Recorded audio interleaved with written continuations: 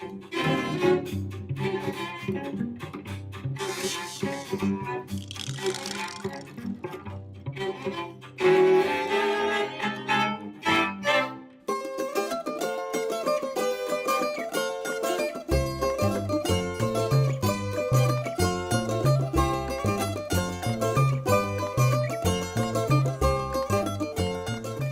pues muy buenas tardes a todas y a todos. Les damos la bienvenida. Realmente es un gusto estar aquí todas y todos juntos para poder profundizar sobre un tema que es fundamental, que tiene que ver con la construcción de paz. Y para ello está con nosotros el doctor Rafael Grasa. La idea es de que podamos compartir con él nuestros desafíos, nuestras problemáticas, nuestras preguntas en torno a todo esto que de repente uno empieza como a pensar lo impensado, ¿verdad? Y desde ahí pues, se requiere como el diálogo y el intercambio y la deliberación con los otros y las otras, y que más que un especialista como el doctor Rafael Grasa. Realmente le damos la bienvenida por parte de la Comisión de Derechos Humanos del Distrito Federal y la Universidad Pedagógica Nacional. Es un gusto que puedas estar aquí y, como comentábamos antes, esperemos que esto realmente sea el inicio de un vínculo muy sólido y muy fructífero entre la universidad, la comisión, con la Universidad Autónoma de Barcelona. Muchas gracias. Y bueno, le damos vamos a pedirle está con nosotros la maestra Rocío Arroyo, que ya es directora ejecutiva de Educación por los Derechos Humanos, quien nos va a hablar un poco más de doctor Rafael Grasa.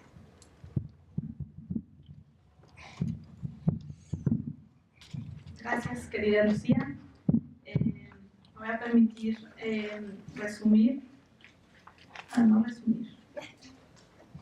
exponer la síntesis curricular del doctor Grasa.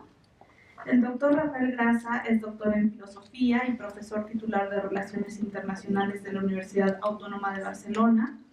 Dirigió su Centro de Estudios Internacionales y Culturales desde su creación hasta marzo de 1999. Fue vicerrector durante 4 años y secretario general desde mediados de 2002 a finales de enero de 2009. Actualmente coordina la maestría universitaria en Relaciones Internacionales, Seguridad y Desarrollo. En el plano de la docencia e investigación, imparte regularmente docencia sobre relaciones internacionales, teoría política internacional del medio ambiente, análisis y resolución de conflictos, investigación para la paz, estudios sobre desarrollo y cooperación para el desarrollo, seguridad humana y aspectos no militares de la seguridad. También en educación para la paz, en valores y derechos humanos. Investiga en teoría internacional, negociaciones medioambientales globales, resolución y transformación de conflictos, seguridad humana, gobernanza descentralizada y prevención de conductas violentas, desarrollo y cooperación. Ha publicado numerosos libros y artículos sobre estos temas. Imparte docencia regularmente y desde hace años, además de la Universidad Autónoma de Barcelona, en la Universidad del País Vasco, doctorado y máster oficial, Universidad Complutense, Universidad Carlos III, IBEI y CIDOC, Universidad de Granada, Universidad de Santiago de Compostela y numerosas universidades latinoamericanas y europeas.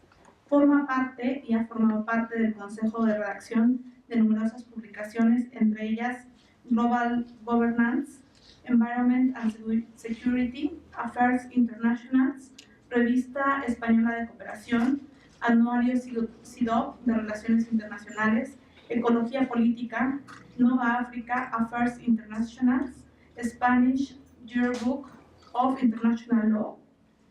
En el tema de paz, derechos humanos y desarrollo, en el ámbito cívico fue presidente de la Federación Catalana de Organizaciones No Gubernamentales para el Desarrollo desde septiembre de 1995 hasta mayo de 1999. Ha sido miembro del Consejo Español de Cooperación para el Desarrollo, del Consejo Catalán de Cooperación al Desarrollo y del Consejo Catalán de Fomento de la Paz. Ha sido miembro de la Junta y vicepresidente de la Asociación Española para los Derechos Humanos. Ha sido presidente del Instituto Catalán Internacional para la Paz, entidad pública creada por el Parlamento catalán desde su creación en 2008 hasta mayo de 2016 y responsable de sus tareas de investigación, divulgación, formación y trabajo sobre terreno. Fue asesor de la Comisión de Intermediación presidida por el obispo Samuel Ruiz en el conflicto de Chiapas, en nuestro país, México. Ha realizado trabajos sobre terreno en estos temas en África, Asia Central, Europa, Balcanes, América del Sur, México y Centroamérica. Fue creador y coordinador del principal grupo de educación para la paz y derechos humanos en España, Seminario Permanente de Educación para la Paz de la Asociación por los Derechos Humanos, desde 1987 a 1996. Fue codirector de Cuadernos de Paz de la revista Cuadernos de Pedagogía e introductor en España de los temas de educación en valores. Así nada más, nuestro ponente. Muchas gracias. Gracias, Rocío y Lucía. Gracias a todos y todas por estar por acá. Como ven por el currículo, simplemente demuestra que ya soy mayorcito, cosa que es cierta, y que he sido no solo un cerebro inquieto, sino unas nalgas inquietas en cuanto a el trabajo en diferentes aspectos. Que yo esté acá hoy es un ejemplo de lo que en construcción de paz llamamos encuentros improbables. Acá nos ha traído un sismo. Yo debería estar hoy y ayer en el seminario que había organizado la comisión. Ese evento se canceló por el hecho de que los protocolos exigen que los edificios oficiales sean revisados después de un sismo de magnitud 7, y efectivamente se ha dado la posibilidad de que esté con ustedes acá. Sé que son docentes y maestros, digamos, preocupados por la primera línea de batalla. Déjenme que les diga dos cosas. A mí me gusta la academia y publico mucho y investigación, pero me gusta también el terreno. Y de hecho, lo que yo sé de pedagogía y mi tarea en Cuadernos de Pedagogía, donde introduje estos temas, ha llevado muchas veces a confusión, diciendo, ¿usted que es pedagogo? Digo, no, yo aprendí pedagogía para dar clases. Yo abandoné en el primer año, eran otros tiempos, mi beca de doctorado por considerar que debía salir del domicilio familiar, y la beca de doctorado en España en aquellos tiempos no permitía hacer eso. Y decidí, no, pues me voy a trabajar, hice unas oposiciones y me fui a trabajar a secundaria. Y ahí aprendí lo que sé de pedagogía. Aunque yo soy un lógico matemático reciclado, formalmente era de filosofía y debía enseñar filosofía. Y por tanto, cómo enseñar ética a según quién. Y ahí es donde empecé a trabajar y a descubrir algunas de las cosas que les voy a contar. Voy a intentar hacer una intervención no superior a 30 o 35 minutos para que haya tiempo para debate. Pero déjenme que les comente primero dos cosas vinculadas al título y algunas anécdotas que les permitirán entender. El título es una provocación. Educar para la paz significa educar para no estar en paz. Cuando yo empezaba a trabajar esos tiempos en los años 80, ya he prescindido de toda coquetería masculina, ya no me importa que con eso hagan cálculos sobre mi edad, etcétera, a ese respecto. Muchos de los compañeros me decían, tú que eres experto en eso, sube al salón de clase y apacíguamelos, que están muy calmados, están muy inquietos, perdone que te diga, no, esa no es mi tarea. Mi tarea es que aprendáis a cómo trabajar y a resolver conflictos en el aula. Aprender a educar para la paz significa aprender a tener un gusanillo moral que te corroa, que te obligue a preguntar a todo por qué. En investigación para la paz y en educación para la paz, lo fundamental es volver a ser académicamente un niño de 3 años. Aquel que impertinentemente te pregunta una y otra vez ¿por qué? ¿Por qué? ¿Por qué? Hasta que al final el papá o la mamá no puede más y dice porque lo digo yo, punto, digamos, etc. Pero ese no dar nada por descontado es fundamental. Mientras demos por descontado las cosas, no va a ser posible intentar cambiar algunas ideas. Volveré sobre ello porque la primera parte de mi intervención va a estar ligada a educación y cambio social. Pero antes déjenme que les cuente 3 anécdotas que creo que pueden servirles para entender cosas. La primera, de la que estoy más orgullosa, la única vez que, se lo comentaba antes a alguien, tuve ocasión de trabajar con Freire, al que ya conocía, pero nunca había podido tener ocasión. Él, a principios de los años 80, quiso hacer en Italia, a través del buen oficio de un buen amigo que se llamaba Daniele Novara, una reunión con gente que trabajábamos en educación en valores, básicamente en educación para la paz y derechos humanos. Y reunió a una treintena o cuarentena de personas durante 5 días.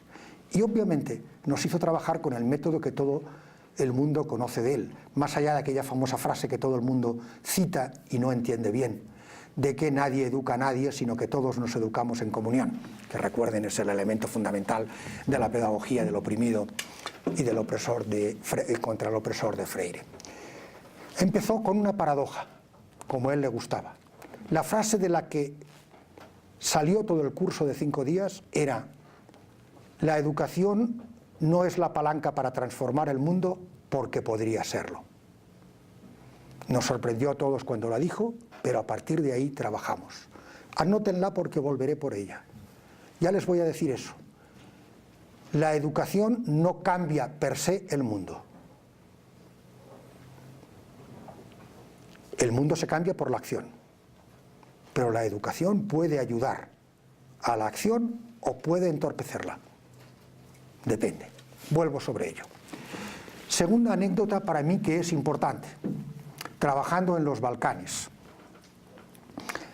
Recordarán que en los Balcanes hubo, después del fin de la Guerra Fría, 3 guerras y una cuasi cuarta. La primera, que se acabó rapidito porque los yugoslavos de aquella zona eran rubios y de ojos azules y Alemania intervino siempre, fue en una zona más cercana a Alemania, Eslovenia, digamos, y otras.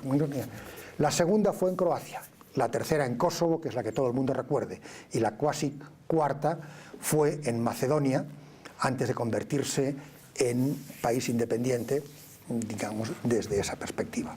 Pues bien, en la de Croacia, año 90 y 91, sucedió el enfrentamiento en una zona donde, lo que se llaman las Krajinas, que es una zona donde no hay diferencia entre, ahora sí, pero en aquel momento no había, entre los mayoritariamente croatas y los mayoritariamente, digamos, serbios. Pueblecitos a 2 kilómetros de distancia, mayoritariamente croatas o mayoritariamente serbios. Trabajando en aquella zona y acompañando, muy jovencito todavía yo en aquella época y bastante bisoño todavía en estos temas, con un compañero de medios de comunicación, tuvimos ocasión de presenciar una tarde un enfrentamiento armado. Acompañé a mi amigo y compañero de televisión a uno de los 2 pueblos y él preguntó: ¿cuántos muertos ha habido en el enfrentamiento? Y le dijeron 41. Entonces intervine yo diciendo: ¿cómo 41? Ha sido un intercambio de 2 horas de disparos a cierta distancia. ¿Cómo pueden haber muerto 41 personas? Dice: ah, no, si usted se refiere a hoy mismito, hoy solo han matado 2, pero con los 39 que nos habían matado hace 40 años, ya llevan 41 muertos los del pueblo de al lado contra nosotros. Para quien no conozca eso, recuerde Ustachas, participación de algunos de los croatas con el hitlerismo en los años 40, etcétera, etcétera, en esta situación. En un momento había reaparecido toda la historia, en la peor de las circunstancias. ¿Qué les estoy diciendo, por tanto? Estamos hablando de algo que tiene que ver con valores. Estamos hablando de algo que tiene que ver con ideas que alguien utiliza como señal de identidad y de creación de dialécticas amigo-enemigo. Si no estás conmigo, estás del otro lado.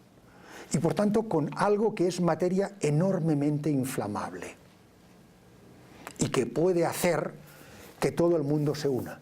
No hay nada que una más que un enemigo común. En términos técnicos, en relaciones internacionales llamamos a eso un federador externo.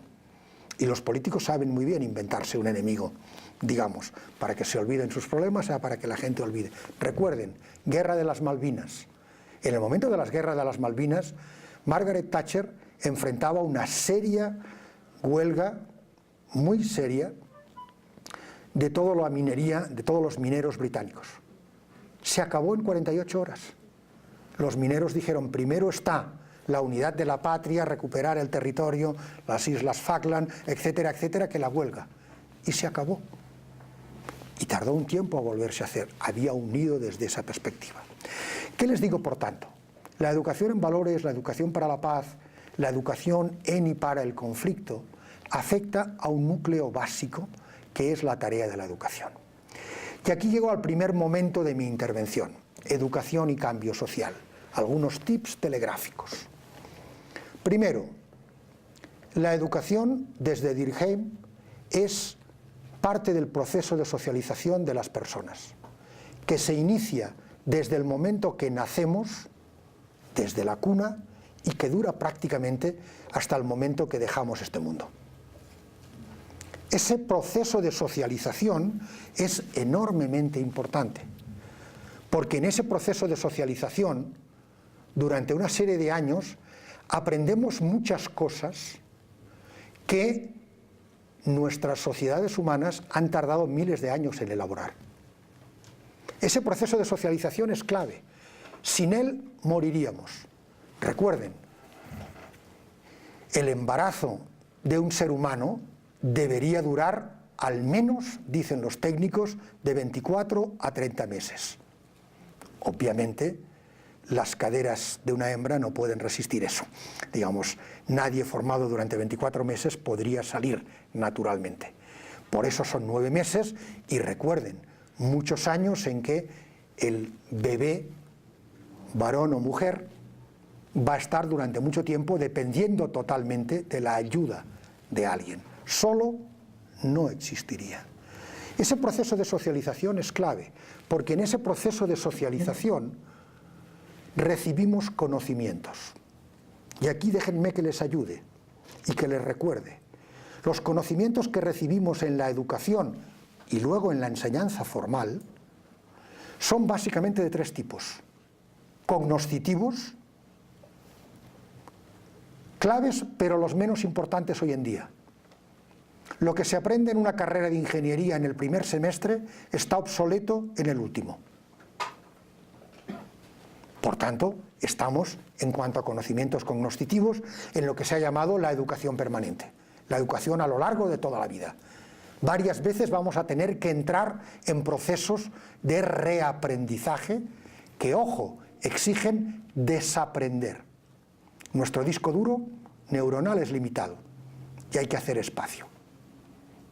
Y es más difícil desaprender que aprender. Luego tenemos conocimientos procedimentales, claves, cómo hacer cosas. Añado ya ideas que les voy a plantear después. En Educación para la Paz lo más importante son los procedimientos. ¿Cómo enseñar a cooperar si no cooperas? ¿Cómo enseñar a tomar decisiones si nunca te permiten tomar decisiones? Si no ensayas eso. ¿Cómo aprender a resolver conflictos si no usas el salón de clase como laboratorio para resolver conflictos de lo que está ahí? Los procedimientos son claves. Y luego, recuerden, es el ejemplo básico del diseño curricular sociopedagógico, tenemos conocimientos valorativos, axiológicos, que tienen que ver con valores, con actitudes, y luego después, en nuestras sociedades, con la moral.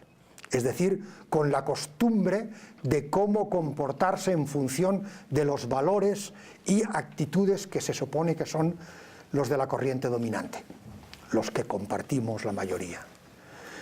Pues bien, en el proceso de educación aprendemos muchos conocimientos de estos 3 tipos, pero también aprendemos a que las cosas sigan siendo como son. La educación tiene una función reproductora siempre. Y por tanto llegamos a la realidad. Que las cosas sigan siendo como son, en parte tiene que ver con la educación. Porque en la educación aprendemos cosas básicas sin las cuales desapareceríamos. Algunas de las cuales son normas de conducta que luego vamos a criticar, pero son las que nos enseñan en el entorno familiar. Recuerden, cada vez más nos recuerdan que, desgraciadamente, incluso cuando ha habido una mala relación con los papás, con la edad uno va aceptando que se parece más a sus padres de lo que creía. Y si no han pasado por ello, ya pasarán, que algunos son jovencitos y tendrán que ajustar cuentas, digamos, con eso, a ese respecto, etc. Incluso aquello que no te gustaba de tus papás, al cabo de un tiempo ves que está en tu proceder, en algunas cuestiones, porque nos está marcando. Aprendemos por mimetismo. Por tanto, la educación, como decía Freire, puede ser la palanca para transformar el mundo, pero no necesariamente lo es.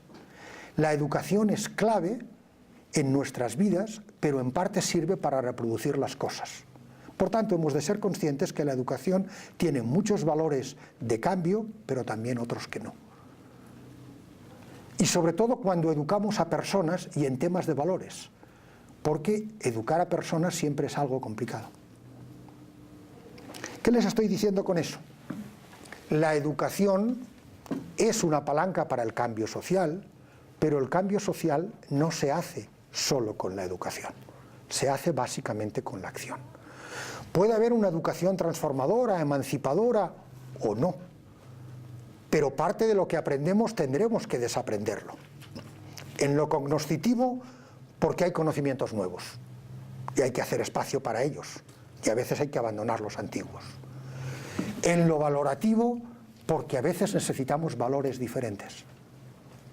Y en lo procedimental, porque en general los valores pedagógicos procedimentales son conservadores. Cuando empezó a trabajarse el diseño curricular base en España, y a mí me tocó trabajar en lo que el Ministerio de Educación llamó las cajas rojas, que eran las educaciones transversales, etcétera, en valores, mi gran debate con los pedagogos muy buenos y algunos amigos con los que había es que todos los infinitivos que ponían eran estar de acuerdo, aceptar que, y yo les decía, yo quiero infinitivos de desobediencia. Hombre, ¿dónde vas a ir? No. ¿Cómo van a aprender a hacer ciertas cosas si no son capaces de criticar, de cambiar, etcétera, etcétera? Si no les enseño en esto, ¿cómo narices van a ser capaces de aceptar que puede haber cambio social y no violento? Digamos desde esa perspectiva. Si todo es aceptar que, no hay espacio para el criticismo. Por otro lado, para acabar con este primer punto de mi intervención, dos ideas más. Estamos hablando de educación en unos momentos de la historia de la humanidad en que la escolarización es la más larga de toda la historia de la humanidad. Formalmente entre 10 y 12 años de escolaridad obligatoria, supuestamente en todo el mundo. Otra cosa es que no se cumpla. Y en algunos casos, desde 4 a 22 años, prácticamente de 15 a 18 años de educación primaria, secundaria y terciaria. Y luego lo que se da.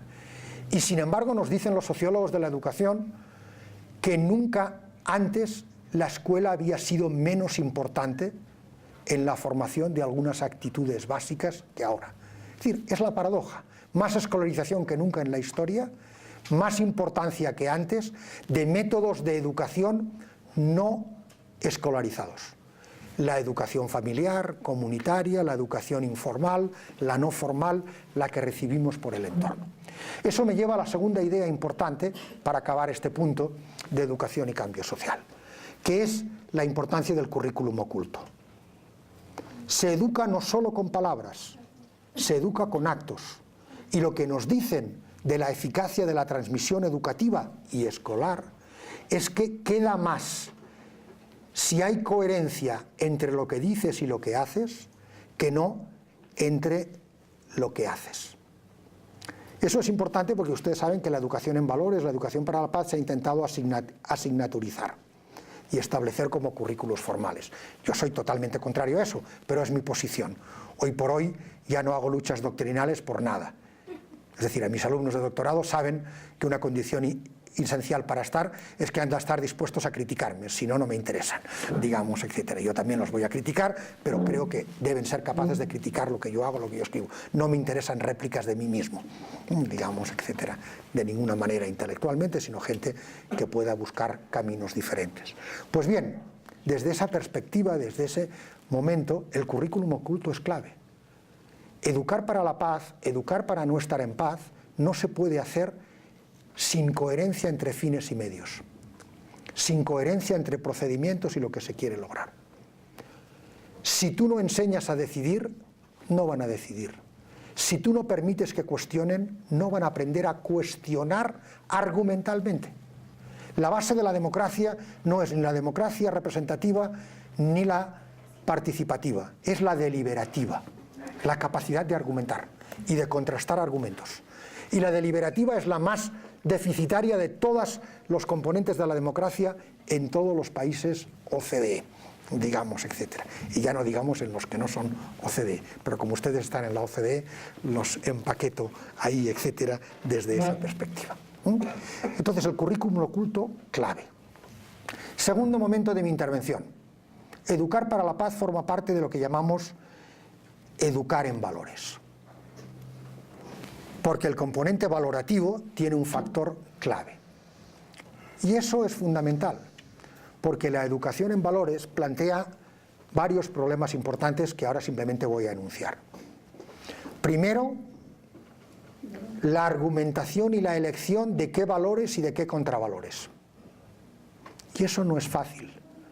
La educación en valores, sea en derechos humanos, sea en desarrollo, sea en temas críticos con medio ambiente, sea en temas de paz, lo que la UNESCO llamó en los años 80 educación para los problemas globales del mundo, ese tipo de educación va contra los valores compartidos, contra los valores que son corriente dominante. Por ejemplo, la lucha contra la corrupción. En todas partes donde la sufrimos, y España no es una excepción, desgraciadamente, el problema de la lucha contra la corrupción es que la corrupción ha gangrenado todo el cuerpo social, desde arriba hasta abajo. En Colombia, donde trabajo prácticamente medio año desde hace 5 años, en el proceso de paz y en la construcción de paz, ahora. El problema fundamental es que, como dicen allá, ser listo y evadir impuestos te hace popular. Dicen, es pilo, es listo, es avezado, es capaz de no pagar. Bueno, si yo pago no importa nada. Entonces, desde esa perspectiva, evidentemente no estoy comparando. La pequeña corrupción del bajo de la pirámide tiene mucho que ver con las grandes corrupciones de arriba, pero el valor que lo permite es el mismo. Yo no le debo nada a la sociedad no hace nada por mí, debo cuidar por mí mismo, por tanto, si defraudo, mejor. El que paga es que es tonto, el que paga es que no sabe cómo defraudar. Por tanto, ese que es capaz de no pagar es maravilloso. Y si luego llega Odebrecht, pues es otra historia, digamos, etcétera. Eso ya se supone que es palabras mayores, pero es de lo mismo. Insisto en este tema. Elegir qué valores y qué contravalores es complicado. Todo el mundo está para la paz, pero la paz no es simplemente ausencia de violencia directa, es también la alta improbabilidad de que cuando haya conflictos eso pueda suceder. Volveré sobre ello. Segunda idea, segunda dificultad de educar en valores. Educar en valores corre el riesgo de convertirse en adoctrinamiento. Y eso es malo. Por varias razones. Yo no voy a hacer moralismos, ya les digo que ahora no me interesa convertir a nadie ya. Adoctrinar es malo porque provoca efecto péndulo. Porque si te adoctrinan fuertemente, recuerden los que han ido a ciertas escuelas muy religiosas, muy sectarias, muy dogmáticas, o muy de izquierdas, muy dogmáticas, no sé qué, cuando salen se van al otro extremo. Dicen, ¡uf! Libertad, por fin voy a hacer lo contrario a lo que me inculcaron. Durante un tiempito. Luego ya buscan una posición más intermedia, etc. Y segundo, si adoctrinas, no estás formando mentes libres. Y eso es muy importante porque en educación en valores procesamos a personas. Y si adoctrinamos, no estamos respetando su libre albedrío, su ejercicio. Tampoco quiero ilusionar, ni es posible. Todos sabemos que hay una cosa que se llama constructivismo, desarrollo personal, cognitivo, y más allá de que Piaget solo experimentara con sus hijos, más allá de que parte del constructivismo, del desarrollo evolutivo, fuera miope a la visión femenina, como plantearon algunas críticas, etcétera, porque se hizo básicamente con varones, hay una serie de evidencias que sabemos. La autonomía moral no se da hasta los 14, 16, 17 años. Y por tanto, hasta esa edad no es posible que un ser humano decida entre una visión moral y otra con cierta capacidad de raciocinio. Pero eso no quiere decir que hasta los 14, 15, 16 años debamos simplemente adoctrinar a la gente. Tercera dificultad de la educación en valores, para ustedes, que están muchos en la trinchera. Su educación es invisible, no van a ver resultados. Apréndanlos. La educación en valores va a tener resultado 10, 15, 20 años después de que abandonen el salón de clase. Y hay que trabajar con eso, y hay que aceptarlo. Usted puede evaluar, pero lo que va a evaluar son conocimientos cognitivos. O puede evaluar con la presión moral de que, como yo ahora, al fin y al cabo yo soy el que está hablando. Yo tengo el dominio del micrófono. Evidentemente pueden venir a disputármelo, aunque voy a luchar duramente, digamos, etcétera. Pero ahí hay una diferencia. Podemos ser todos muy amigos, pero cualquier profesor sabe que la nota final la pone él. Y eso establece una relación de asimetría constante en el salón de clase. Siempre. Por muy colega que seas de tus alumnos y alumnas. Pues bien, claro, tú puedes preguntarle en una evaluación, pero es posible que el alumno responda lo que quiere responder, lo que tú quieres que responda, etc. Entonces, no van a ver los resultados más que a medio o largo plazo. Compensa cuando viene alguien al que habías tenido en secundaria, yo estuve muchos años en secundaria, como les dije, etcétera, bueno, unos cuantos, y te dicen, oh, qué bien, qué interesante que fue aquellos ejercicios que hacíamos de discriminación, uno que fue muy famoso y que se popularizó en toda España sobre la cinta amarilla, con mis alumnos de secundaria que tenían que llevar una cinta amarilla en el brazo, luego si quieren les cuento, etcétera, para intentar vivir durante una semana lo que era sentirse diferente, porque llevaban la cinta amarilla y no podían decir por qué la llevaban, y tenían que ir tomando nota mental de todo lo que les decían para luego hacerlo, ponerlo en común en clase y ver lo que hacía. Luego se publica un artículo sobre eso en Cuadernos de Pedagogía, pero primero, digamos, hicimos la experiencia con mis alumnos de secundaria, digamos, etc. Pues bien, todo eso va a marcar ciertas cosas, pero lo van a ver mucho más tarde. Tercera dificultad seria de la educación en valores: evaluar. Evaluar, ya no me refiero solo a evaluar alumnos, sino evaluar procesos de aprendizaje. Es muy complicado. Unos buenos amigos estadounidenses de la Universidad de Colgate hicieron una experiencia de estas bien hechas, con grupos de control que no pasaban por ello, etcétera, durante 9 semanas de un programa de educación en la paz y resolución de conflictos. Uno de los grupos de control era el equivalente a muchachos entre 9 y 11 años. Uno de los grupos de control eran solo de muchachas de la misma edad. ¿Saben ustedes qué grupo sacó el mejor resultado? El grupo de control de muchachas.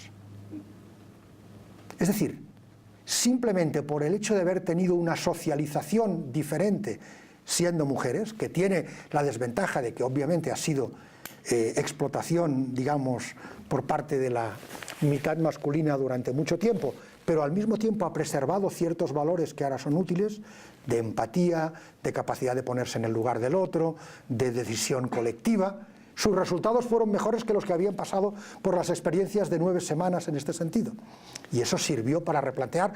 Luego los de Colgate convocaron una conferencia internacional para discutir los detalles, etc. Y simplemente se vio lo difícil que es evaluar esas referencias. Y cuarto, la educación en valores exige un cierto consenso entre la comunidad educativa.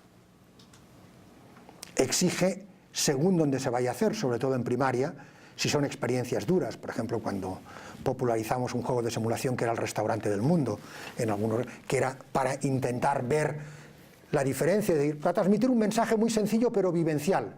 Hay alimentos para todos en el mundo, pero están mal repartidos. Y eso se hacía en la hora del almuerzo, distribuyendo a los alumnos aleatoriamente por mesas, etcétera, etcétera. Si luego quieren les cuento los ejemplos, pero hay muchos de ese tipo que uno inventa. Bueno, eso no se puede hacer sin haber hablado con el consejo escolar, con los no sé qué, etcétera, porque puede significar una revolución y que algún padre venga irritado diciendo, pero mi hijo me dijo que ayer no le dieron nada de comer, solo no sé qué, etcétera, solo semillas y no sé qué, y que los demás tenían otras cuestiones, etcétera. Esos son algunos de los problemas que tienen en educación valores. Tercer punto de mi intervención. En este sentido, educar para la paz, ¿qué es y cómo se puede hacer? Educar para la paz significa básicamente intentar trabajar los siguientes conocimientos cognoscitivos, procedimentales y valorativos. Primero, aceptar que la paz es un valor de segundo orden. No hay paz si no hay otras cosas. La paz solo se logra como se logra combatir el insomnio. Si uno tiene insomnio, no por razones fisiológicas, y desde las 4 de la tarde está pensando, uy, esta noche dormiré o no dormiré. Si no duermo, ¿qué hago? Me paso la conferencia del pesado aquel de Rafael Grasa que estaban grabando, etcétera. Leo aquel libro del que nunca logré pasar de la página 30, en mi caso, lo siento, hay otros de ese autor con que he disfrutado mucho, pero es La insoportable levedad del ser, que he intentado leer 7 veces y nunca he pasado de la página 32, digamos, etcétera.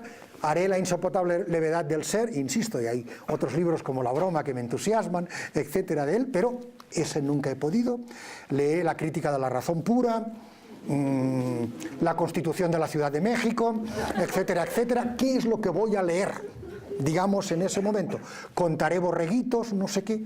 Todo el mundo sabe que ese es el camino para no dormir, porque te estás obsesionando antes de hora. Lo que te recomiendan es vía lateral. La paz se consigue si hay justicia, si hay democracia, si hay derechos humanos. El insomnio no fisiológico se resuelve si vamos a dormir relajados. No hemos estado contestando WhatsApps o correitos hasta el último momento, no hemos visto la televisión, aunque no haya muchas cosas que ver, digamos, etcétera.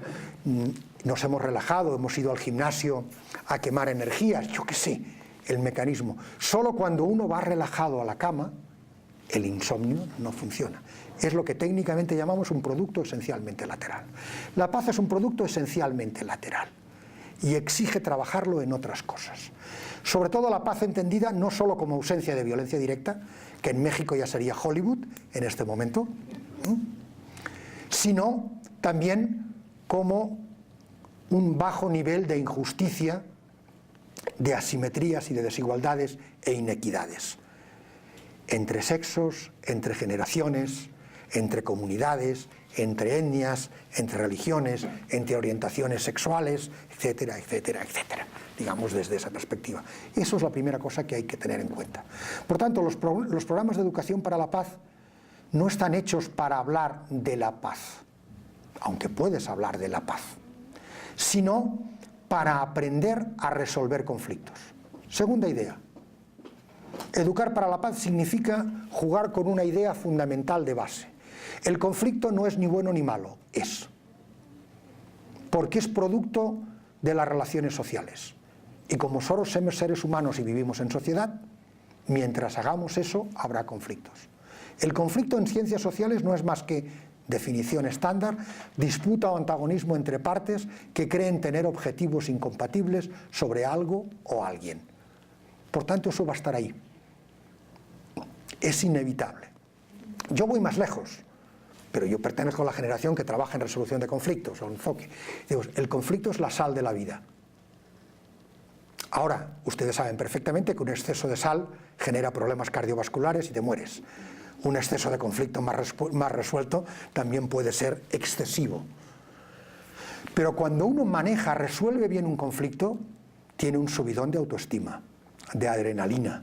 Le parece que el mundo es mejor, que todo es posible, camina ligerito, no se da cuenta de nada, hasta que llega al próximo, donde empieza a pensar, yo creí que ya estaba resuelto, pero no. Esa es la base de la educación para la paz, aprender a analizar y manejar conflictos. ¿Y por qué digo manejar? Porque no se equivoquen, los conflictos nunca se resuelven. Hablamos de resolución de conflictos, yo mismo de una asignatura de resolución de conflictos, pero siempre tienes que explicar, ningún conflicto se resuelve para siempre. Tarde o temprano reaparece transformado. Y ustedes lo saben en las relaciones interpersonales, no les voy a contar nada, digamos, etcétera.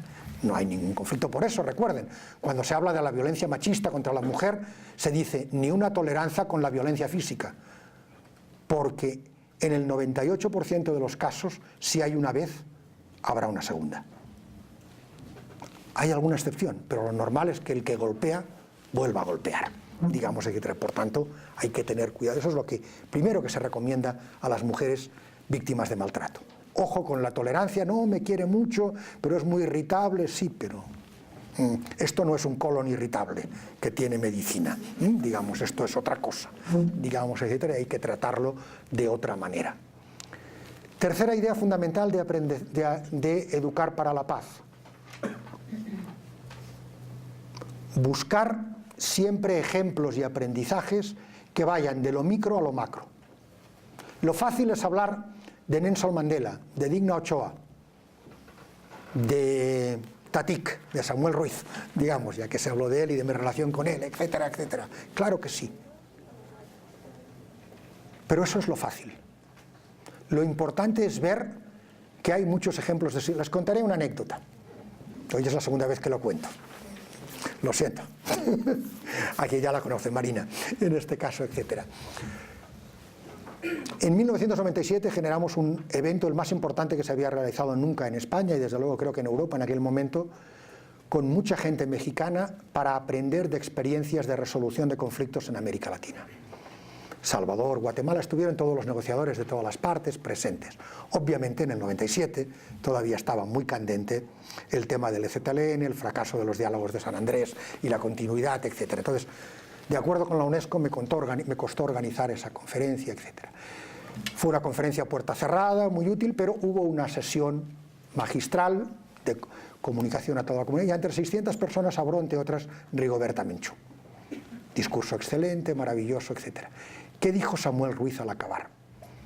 Y a Rigoberta no le gustó del todo. He de reconocerlo.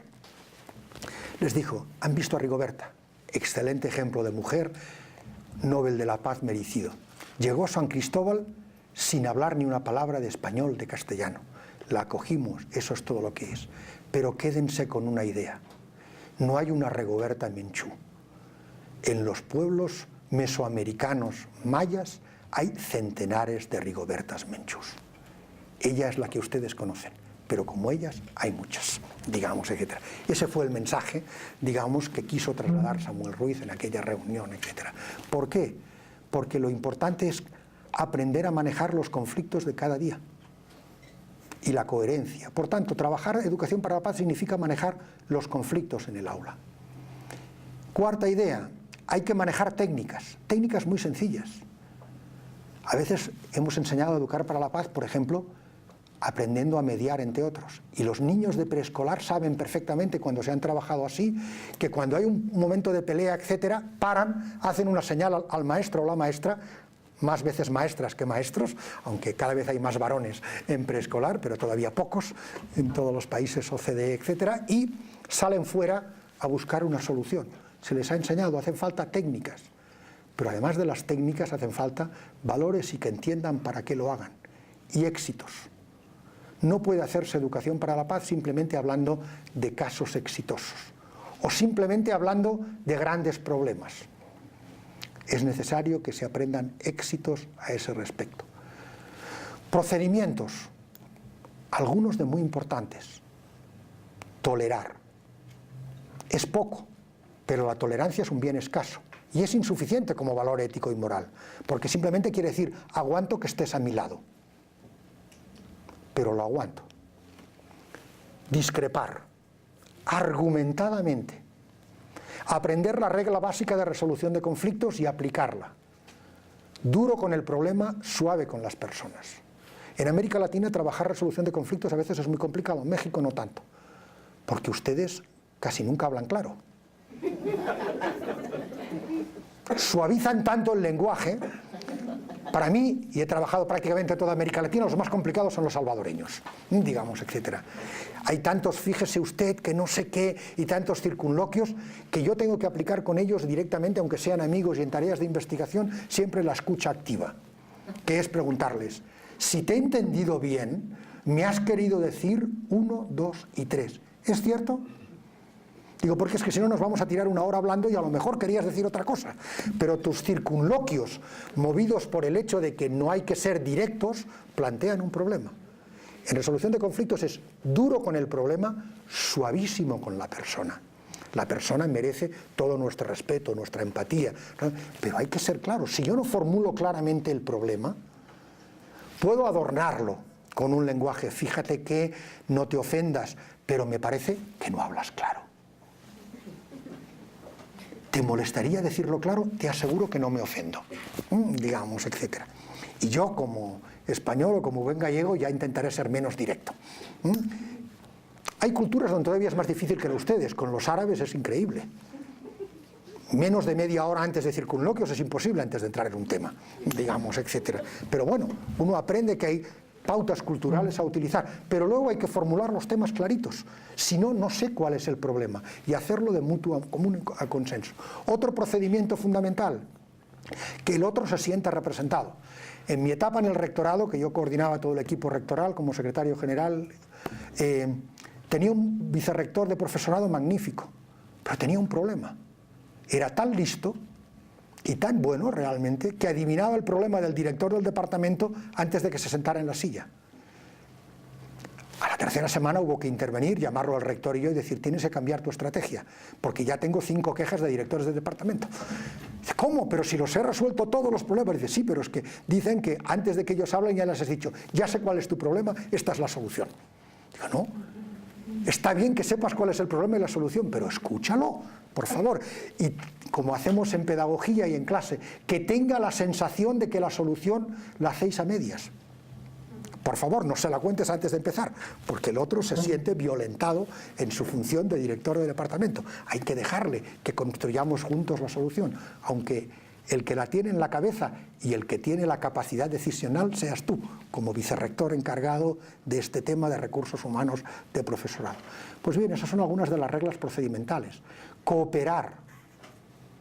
Y eso significa cambiar las estructuras de las clases, tomar decisiones, etc.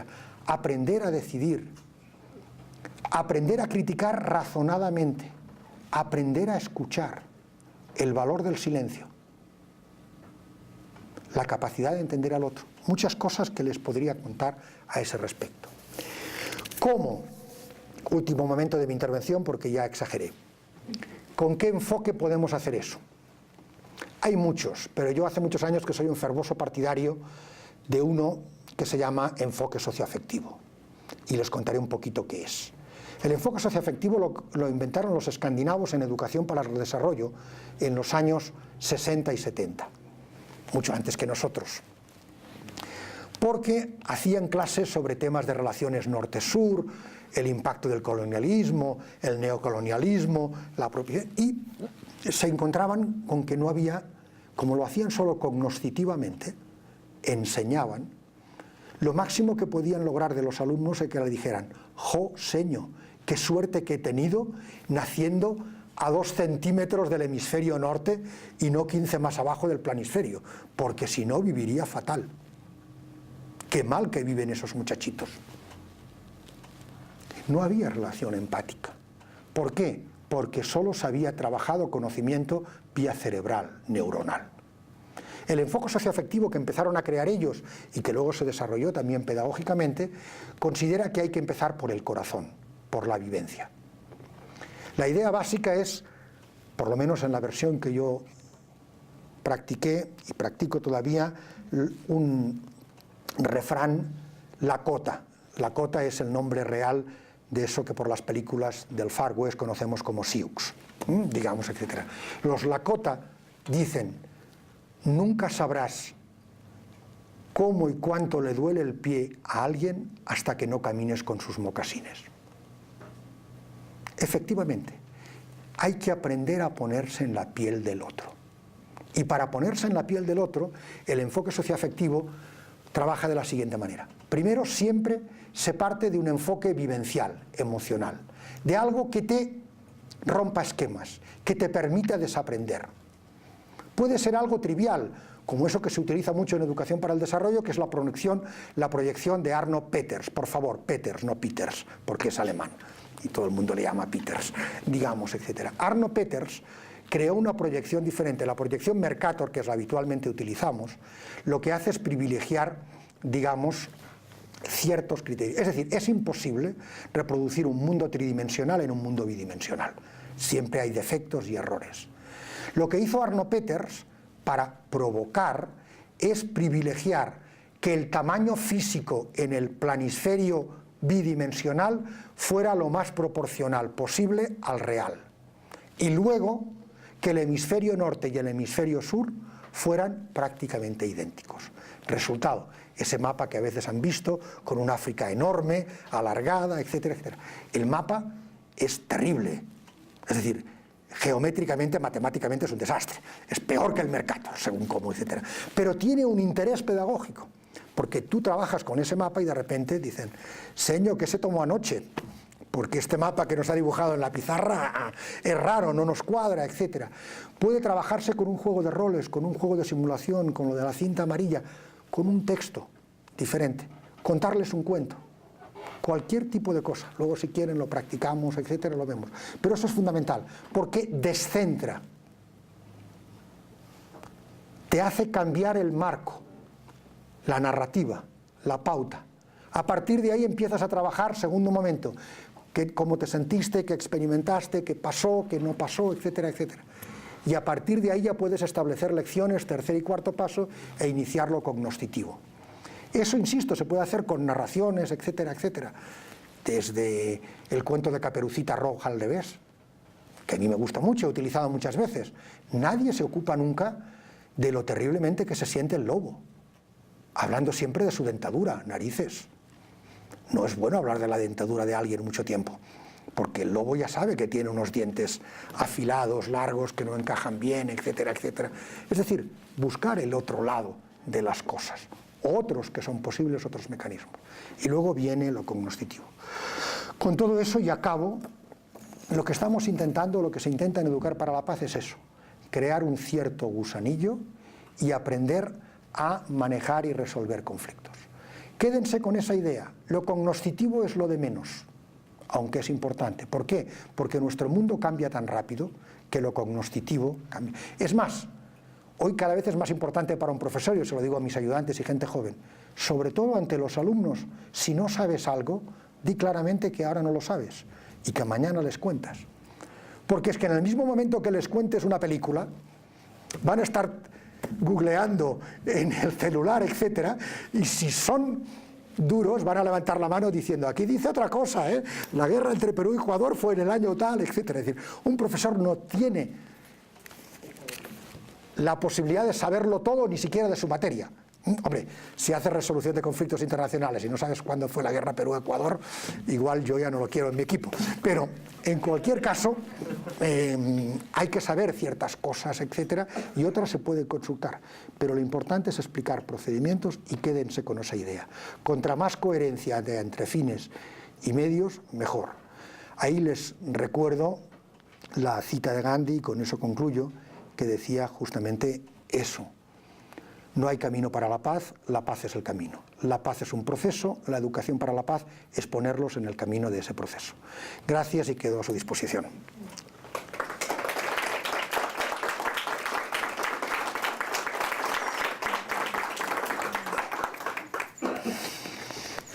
Entonces, Rafael, podríamos dar el paso a comentarios, dudas. Yo no sé si pudiéramos organizar en un primer momento como algunas cuestiones que consideran que Rafael podría aclarar o profundizar un poco en torno a lo que él planteó. Sí, lo que quieran, ustedes disparen. Ustedes disparen, exacto. Bueno, y te los extra. En este caso, es aceptable disparar al pianista. Claro. Sí, por favor.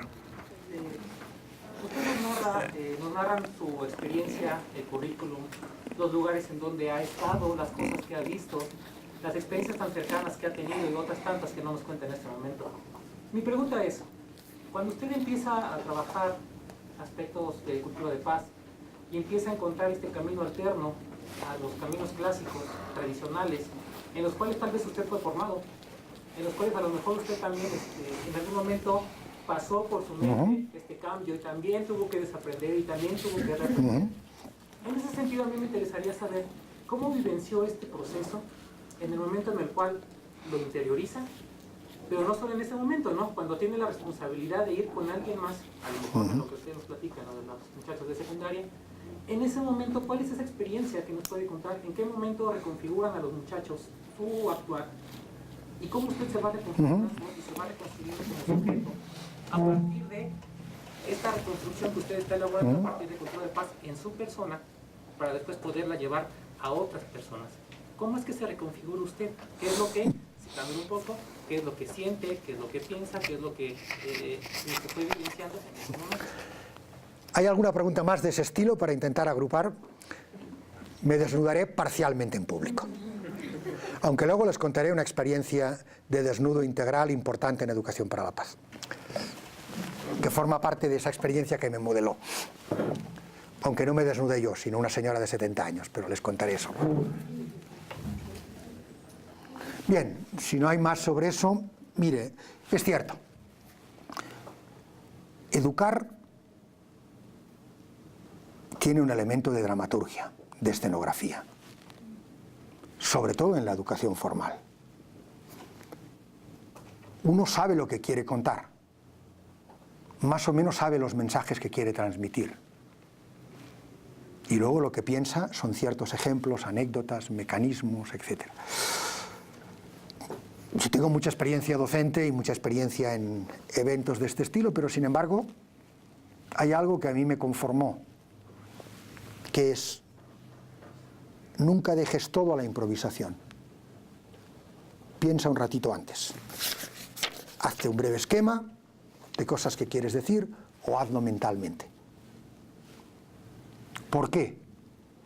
La idea primera que me planteo es: aquellos que me escuchan en un contexto educativo, sea formal o no formal, son seres humanos dignos de respeto. Y el mínimo respeto es que yo haya pensado en lo que les quiero transmitir.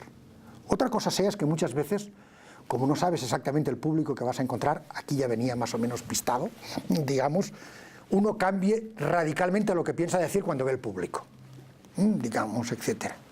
Pues me pasó hace muy poco, la semana pasada, en un trabajo en el departamento de Nariño, en Colombia. Yo esperaba un tipo de público y me encontré campesinos muy campesinos. Fue muy interesante, pero evidentemente olvidé todo lo que tenía previsto, incluso la dinámica activa que íbamos a empezar, y cambié por otra porque no podía hacer con aquellos campesinos lo que estaba previsto hacer, porque su cultura no hubiera aceptado un contacto físico como el que yo había previsto, y por tanto tuve que adaptarlo inmediatamente para no forzar. Por tanto, primera cosa que me planteo es eso. Segunda, el medio es el mensaje. Eso me hizo cambiar. Eso, para quien sepa algo de comunicación, es Marshall McLuhan, digamos, el padre de la comunicación, etcétera, desde esa perspectiva. Es decir, más importante que McLuhan, Escuela de Palo Alto, Václavic, es imposible no comunicar. Siempre comunicamos. Por tanto, atención a lo que quieres comunicar y cómo. Bromas, sí, pero no excesos de frivolidades. Mantener atención, jugar con cuestiones, etcétera, pero siempre desde esa perspectiva, ¿qué quiero comunicar? A mí me sigue costando, pero el mensaje de mi maestro en esos temas es: para cada artículo y para tema, una sola idea grande. Si quieres transmitir muchas ideas diferentes en poco espacio de tiempo, corres el riesgo de que no las transmitas bien, o que la secundaria quede. Lo peor que te puede pasar con un alumno, que se acuerda de la anécdota que explicaste, pero no del mensaje que le sacaste a la anécdota. Entonces, cuando pasa eso, dices: burro, burro, burro, me volví a equivocar, no lo hice bien, puse demasiado énfasis en la anécdota, no sé qué, y no reconduje. La anécdota es para limpiar las neuronas y llevarlas a donde quiero llevar, nada más. Tercera cosa que me hizo cambiar mucho, etcétera. Esa es una vieja receta matemática y yo soy un lógico matemático reciclado. Nunca hay una solución para un problema, siempre hay más de una. En matemáticas, cuando hay una demostración a un teorema matemático, hay más de una. Entonces hay que elegir la mejor. Eso, por ejemplo, cuando me sirvió mucho. Miren, cuarta anécdota, no pensaba contar esta, pero también algunos de acá lo saben. En su momento, con un grupo de trabajo en temas de educación para la paz, preparamos una metodología de toma de decisiones no sexista, etcétera, etcétera. La pensé yo en su momento y entonces yo estaba trabajando bastante con UNESCO en un grupo de educación para la paz y el conflicto. Y la conté en una sesión de trabajo.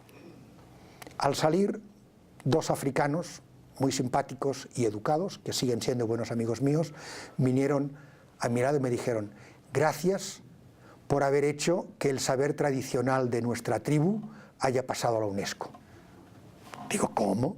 Sí, eso que usted ha contado es nuestra forma tradicional de tomar decisiones. Y no sabíamos que la academia las había aceptado. A partir de ahí aprendimos la importancia de lo coloquial, etcétera, pero hay cosas que no funcionan. Muchas cosas de la resolución de conflictos occidentales parten de una técnica que es: les miro a ustedes como el colectivo y veo cuáles son los conectores y los disruptores. Y la idea fundamental es que yo debo intentar aislar o controlar a los disruptores y permitir que los conectores, ahí hay empoderamiento, otro tipo de cosas, etcétera, trabajar. La primera patada en el bajo vientre me la dieron la primera vez que trabajé en África y la primera vez que trabajé en el mundo árabe. Porque aunque lo sabía, tuve que aceptar que yo no podía hacer eso. Porque en África, como en las comunidades originarias étnicas, acá en México, en toda América Latina, el bastón de mando lo tiene la persona anciana. Sea buena o mala, sea disruptor o sea conector, y a veces son disruptores. Cuando yo trabajé mucho en Chiapas, les aseguro que no todo lo que vi en las comunidades me gustaba. Y tuve que discutir bastante sobre usos y costumbres tradicionales, etcétera.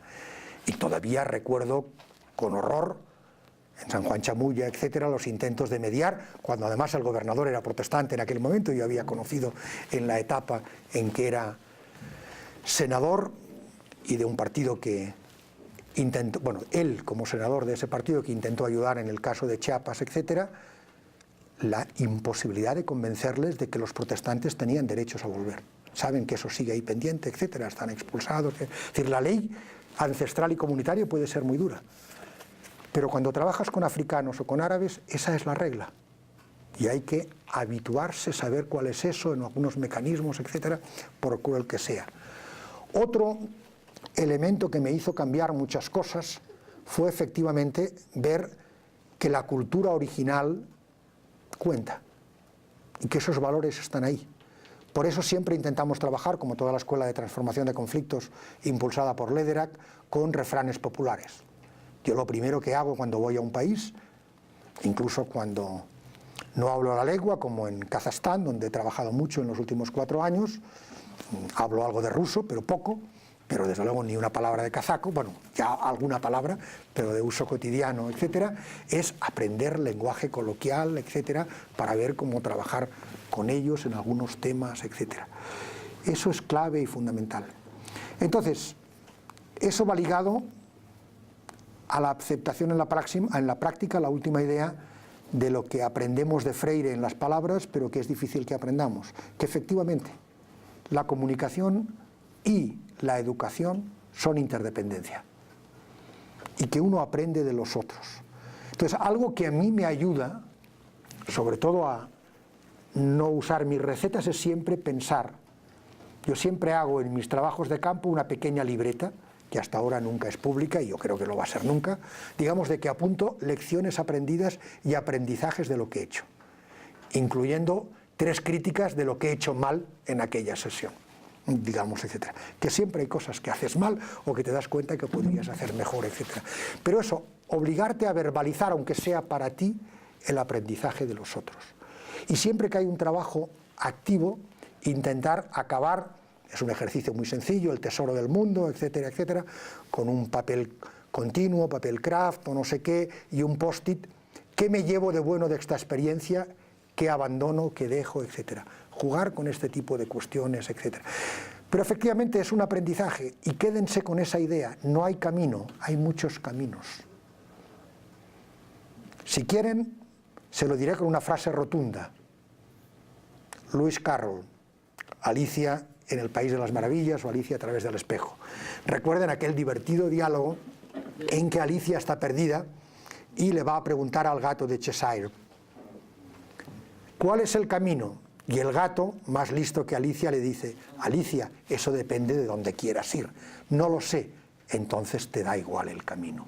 Si tú más o menos sabes el lugar, encontrarás el camino. No todos van a Roma directamente, pero llegan. Sí, por favor. Y si quieren acumulamos varias, porque si no, como ven, tengo tendencia a hablar más de la cuenta. Tengo una pregunta. Está ubicada dentro de los problemas que se viven actualmente en la escuela en México. ¿Cómo trabajar la relación entre el conflicto y la paz cuando, por ejemplo, en las escuelas se vive, y lo dicen los maestros, la desigualdad, digamos, la inequidad y por lo tanto la injusticia alrededor de la escuela y se filtra obviamente a la escuela misma? Entonces, de acuerdo con eso, si alrededor de la escuela hay violencia entre los padres de los alumnos que asisten a la escuela y una violencia económica, una violencia estatal, ¿no? Entonces, en este sentido, se llega a la escuela con ese tipo de problemáticas y el maestro se pregunta, bueno, ¿y qué voy a hacer acá? ¿Cómo voy a hablar justamente de resolución de conflictos cuando viene, digamos, una represión fuerte a los propios padres de los hijos, ¿no? Y se filtra entonces a la escuela? ¿Qué les voy a decir de hablar de paz? ¿Qué les voy a decir de hablar de valores? ¿Sí? ¿Por dónde empiezo? ¿Qué es lo que hago? Entonces, cuando supe que usted venía de Colombia, me acordé mucho de algunas experiencias que yo leí en la Escuela de Colombia. No sé si usted conozca o haya leído a Carlos Guizo. Sí, sí. Entonces, Carlos Guizo pronunciaba todo un discurso, y creo que en la práctica, por supuesto, el papel que tenía la escuela en los momentos que cruzaban muchas líneas políticas, y entonces no había ni siquiera condición para enseñar. Entonces, en ese momento, él hizo una propuesta que, bueno, está escrita, pero sí quisiera que usted nos contara su experiencia y su apreciación de cómo trabajar en medio del conflicto social, represivo, de desigualdad, que viven los padres y que llegan los hijos, y los hijos los tenemos aquí. Bueno, eso daría para muchas conferencias, pero telegráficamente. Primero, recordemos que la educación para la paz ha tenido dos comienzos. Uno fue en el año entre el 1920 y 1928, en plena post-Primera Guerra Mundial, de la mano de la gran pedagogía, Ferrier, la Escuela Nueva, los 30 puntos de Ferrier, un gran catalán, reivindico a mis ancestros, etcétera, Pere Rosselló, que trabajó mucho en la Escuela Nueva y en el Buró de Educación, etcétera, etcétera, y eso cristalizó en un gran congreso en Praga en 1927, que tenía un lema brutal: a la paz por la escuela. Hoy, si yo propongo este lema, me echan por idealista, digamos, etcétera, porque la escuela puede contribuir a la paz, pero no vamos a lograr solo la paz por la escuela, digamos, etcétera, en este sentido. Eso quedó, tuvo su importancia, Frené, otros, Summerhill, etcétera, que utilizaron diversas metodologías, etcétera, y fue disipándose. Y luego volvió a aparecer la educación para la paz a partir de los años 60 en los países OCDE del siglo XX, de nuevo, pero de la mano de la investigación para la paz, del movimiento para la paz, etcétera. Y esas dos escuelas, en general, no han hablado mucho. Cada uno han ido por su cuenta. Movimientos de renovación pedagógica de todo tipo, movimientos sociales por la paz. Y muy a menudo han descubierto, perdonen, pero ahora ya estoy más colombianizado en el lenguaje que mexicanizado, como dicen allá, descubriendo el agua tibia. Y han vuelto a inventar cosas, etcétera. Entonces, si aplicamos los dos aprendizajes a su pregunta, ¿qué podemos saber? Primero, La escuela debe ayudar a derribar los muros. La escuela, incluso físicamente, eso forma parte de los movimientos de renovación pedagógica de los años 60 y 70, debe aprender a que en el aula entre el mundo, se vea. ¿Qué mejor manera que recordar que hay que empezar por el contexto? Y el maestro debe ser absolutamente consciente de dónde trabaja. Si está trabajando en Oaxaca y Chiapas, tiene que partir de la idea de que más del 70% de la población de esos dos estados están en una situación inferior a los estándares de bienestar considerados en este país. Por tanto, antes del terremoto ya estaban afectados y seguirán estando después de las ayudas que haya, suponiendo que lleguen, que no se las coman, que no lleguen a los bolsillos, etcétera, etcétera, etcétera. Eso está ahí. Hay una injusticia estructural y eso hay que tenerlo en cuenta. Y que efectivamente en las familias hay mucha violencia. En el mundo rural hay mucha violencia directa. Justamente porque hay valores muy tradicionales. Y a veces el castigo físico está aceptado. Y ustedes lo saben, no hace falta que se lo cuente. Y no es solo en este país. Mi familia era de origen rural y aunque lo viví menos, todavía recuerdo eso, etcétera, digamos, desde esa perspectiva. Entonces hay que abrir eso. Segundo, plantearse que en la escuela lo que se tiene que hacer básicamente, en mi opinión, es no tanto contarles de la inequidad, sino que aprenden a mapear la inequidad. Para mí lo importante en la escuela, en Educación para la Paz, es enseñar cartografía, pero cartografía social. Es mucho más eficaz que un muchacho descubra por sí mismo que la inequidad no es natural y que no es normal lo que sucede en Oaxaca o Chiapas, ya que hemos puesto esos ejemplos, y que eso no es lo normal en otros estados, ni siquiera en Guerrero, aunque están cerca, o por supuesto no en Ciudad de México o en otros lugares, aunque sigue habiendo inequidades, que las diferencias son enormes.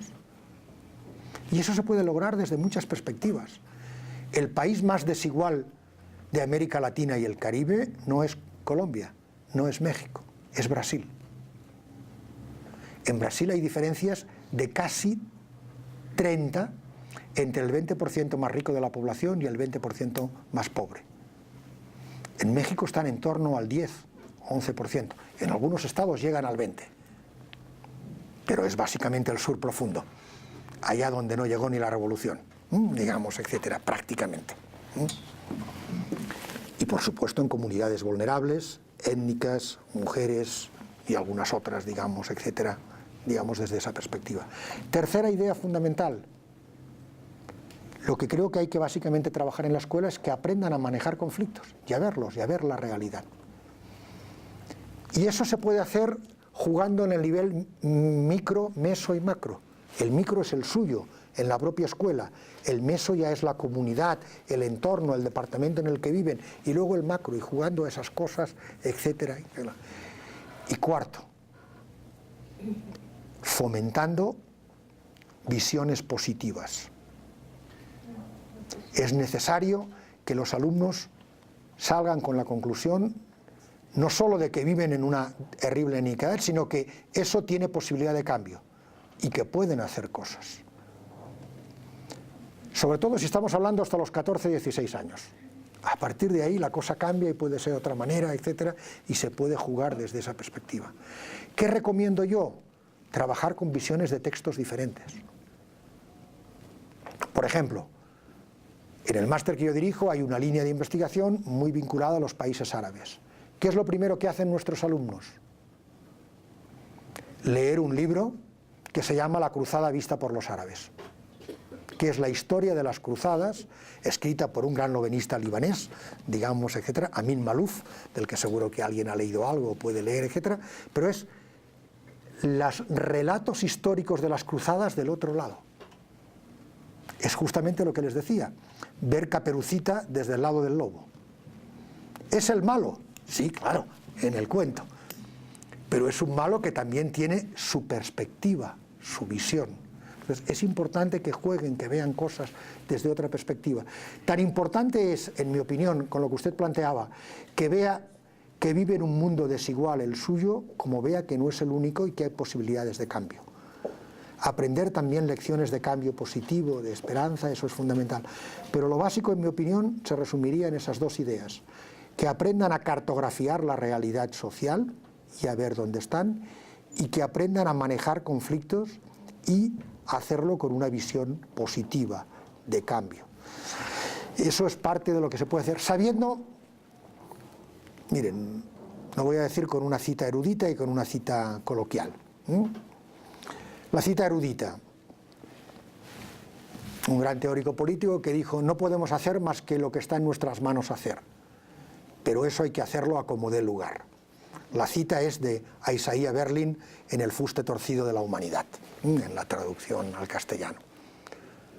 La cita no coloquial, una de las frases más importantes que yo recuerdo y que la pronunció un torero español casi analfabeto, que se llamaba Rafael el Gallo: lo que no puede ser y además es imposible. Qué profundidad de pensamiento, etcétera. Lo que no puede ser y además es imposible. Quiere decir que no tenemos que hacer a la gente que luche contra un muro si no queremos adoctrinar. Si uno quiere adoctrinar es otra cosa. Pero si lo que quiere es buscar seres conscientes, es importante que les digamos: contra esto puedes luchar, pero ojo, hay esta y esta dificultad y lo que se puede hacer. Y siempre respetando mucho al máximo la autonomía de los muchachos, muchachas que tenemos delante, porque queremos formar seres desde esa perspectiva. Y luego, pues eso, lo que no puede ser y además es imposible. El sistema mexicano de educación es complejo. La inequidad salarial es enorme, sobre todo en los nuevos maestros. Digamos, ya antes no es que fuera maravilloso, digamos, pero con los trabajadores magisteriales, etcétera. Hace un tiempito que no trabajo directamente sobre el campo en México, pero sigo viendo cosas, etcétera, tal desde esa perspectiva. Segundo, ustedes tienen una enorme dificultad como maestros, o los maestros tienen una enorme dificultad. El sistema es muy centralista y muy homogeneizador, hasta con libros de texto. Digamos que ustedes no eligen, sino que que vienen impuestos, etc. Bueno, a partir de ahí hay un cierto margen. Tercero, ¿cuál es, en mi opinión, el margen más importante que debería hacer? Cada escuela, si es que hay más de un maestro, debería plantear un proyecto educativo de centro con cierta coherencia que permita hacer eso. Y en eso hay cosas que son importantes, etc. Una última idea. En Educación para la Paz y los Conflictos no hay que quedarse solo con manejar conductas, hay que ir a las raíces. Manejar la conducta es básico. Si yo veo que dos personas se pelean fuertemente, las intento separar.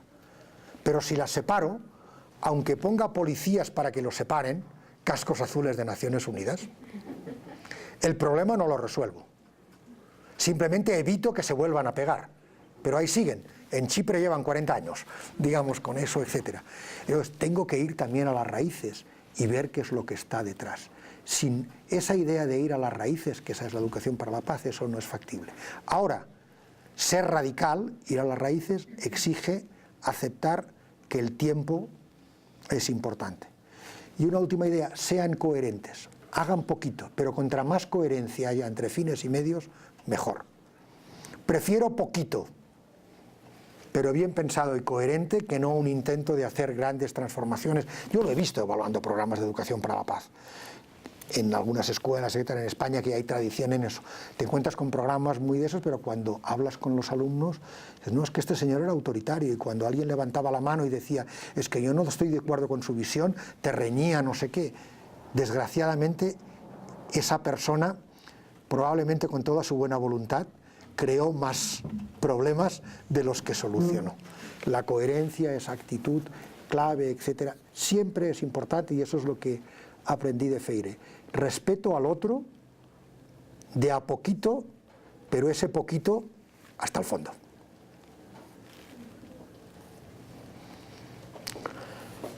Sí, por favor.